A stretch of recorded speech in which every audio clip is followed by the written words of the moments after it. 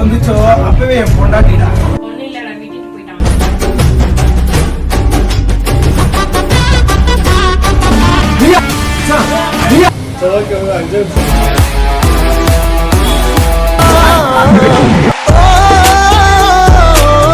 விட்டுரு, சந்தோஷமா போயிடுதா அப்படியே போட்டோம். நான் வேணுமா பொண்ணு வேணுமா சொல்றத கேள்றா.